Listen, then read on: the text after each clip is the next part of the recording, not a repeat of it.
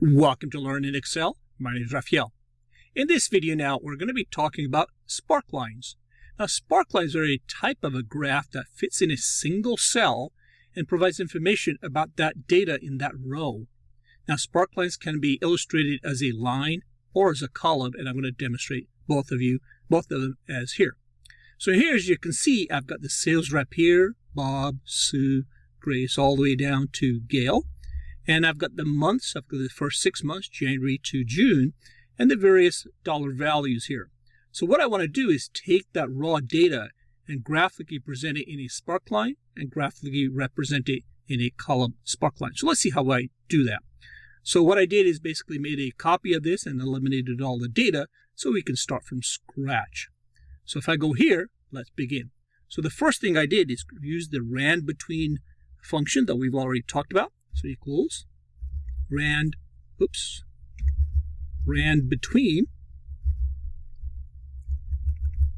Now I'm having problems. There it is.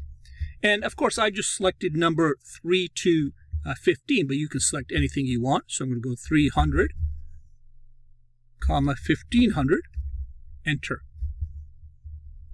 As soon as you do that, we got the number. So now let's populate the number in the row for the 6 months. And now down for all the users right up to Gail. And there we go. And as you know, this rand between is volatile, meaning it'll change. So what we need to do to make it static is go right click, copy, right click, paste special, and values. And you probably know that already, but we're going to go through it again. So now, as you can see, the formula behind it has been removed. So now we're ready to actually insert the sparkline graphs in the sparkline column. So let's see how we do that. So what we do is select the cell where you want the sparkline, in this case H2, go to Insert, and here you'll see the groups called sparklines. So simply click on the line, and now it's asking you for the range of data. So we just want this data right here, right now, the row, and go OK. And where do you want the location? Since we've already selected the location H2, we're going to go OK. And there it is. So now if I grab the fill handle, I'm going to left click and go all the way down and fill in for Gail. And there we go. And that's how easy it is to create a sparkline. Now, of course, we can format it. So let's look at the format. But before I do that, a couple of things here I want to show. Here you can have the options of showing the high point, the low point, the negatives, the first point, the last, and the markers for each sparkline. So if I select on the markers, which I sometimes like to, so you can see the peaks, and then I also like to select the high point and low point.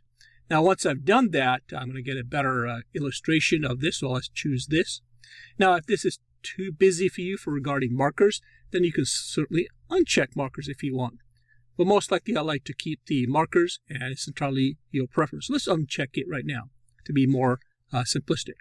So here now, that's it. That's how easy it is to look at the spark. And I'll let you format it. Now, what about the column? Same thing. Select the cell, go to Insert. Now, I'm doing both of them, of course, for the same data, but you can either select one or the other or even keep both. So let's go to Sparklines group, click on the column, again, the range, and go OK. And there it is. And grab the fill handle with your left mouse, go all the way down to Gail, and release. Now, one thing you'll notice here, or may not notice here, that the numbers here in the range of numbers do not match the column size. So what we have to do is just do a modification. So click on the first cell here, go to the axis, and right now you can see it's automatic for each sparkline. What we want actually is the same for all sparklines. So select that, go over here, and go for vertical as the maximum, go here.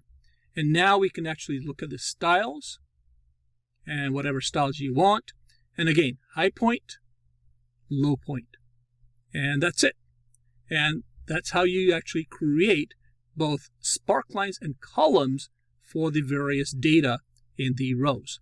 So that was a quick illustration of how to create sparklines.